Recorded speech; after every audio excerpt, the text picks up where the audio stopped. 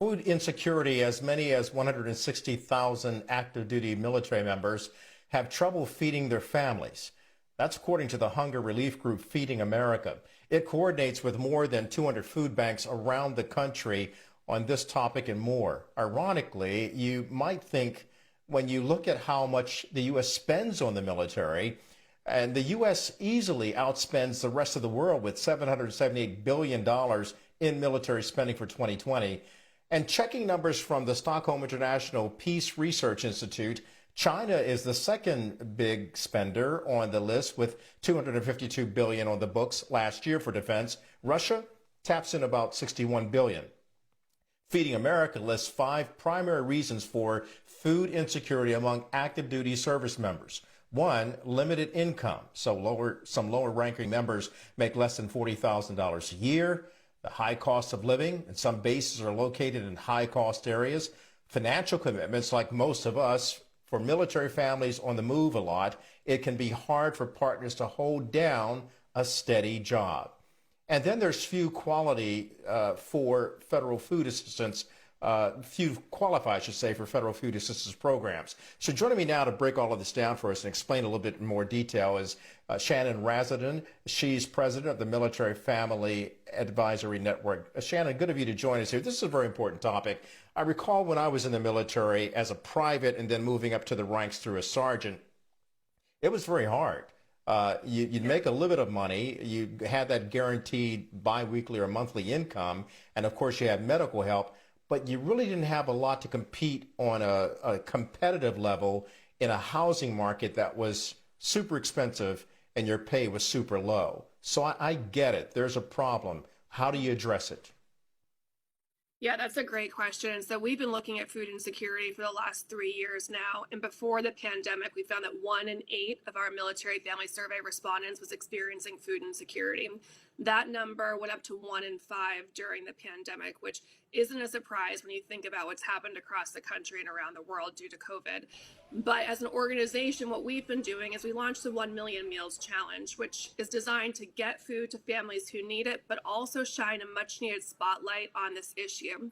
Another key component here is while Feeding America did share some great ideas as far as what those causal factors are, there isn't strong data that is related to causal factors. So our team is doing some work in collaboration with the University of Texas at Austin to uncover those causal factors so that we and our partners can work together and put solutions in place that prevent families from reaching the point of being food insecure or having to choose between paying rent and buying groceries, which is something that no military family or any family in general should have to be faced with.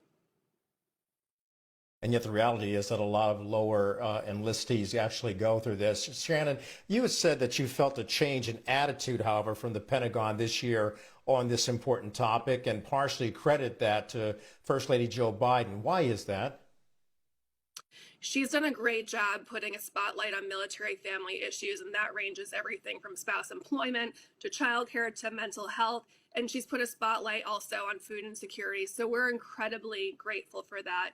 This is an issue that's going to take a variety of solutions from a policy perspective, programmatic solution, and we really all need to work together to get there. And it's not something that's going to be solved overnight. So we've been working on this issue for several years, as have other organizations.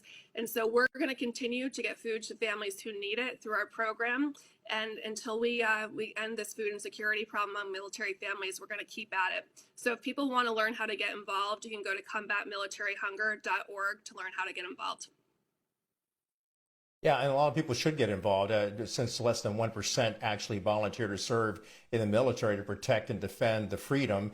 And we know the freedom isn't free. But look, there's another detail, Shannon. Obscure 2008 Department of Agriculture rules keeps most of these service members from getting food assistance through the SNAP program. Tell us about that. And actually, that sounds outrageous that would even happen to a military member.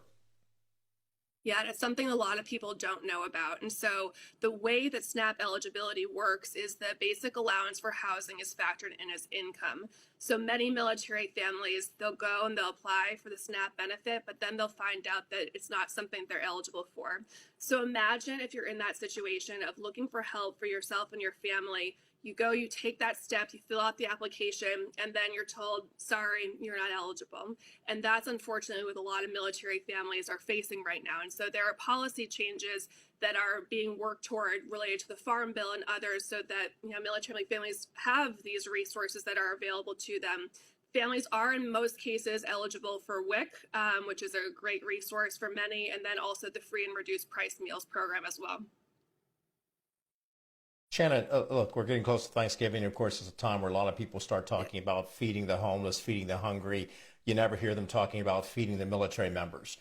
Why? Because it's embarrassing. It should be embarrassing to the Defense Department, to the United States military, and to the United States government for doing this. They ask these men and women to volunteer. They do so. They put their lives on the line. They put their lives on hold to serve the United States of America. We should be giving them a pay grade, a higher pay grade.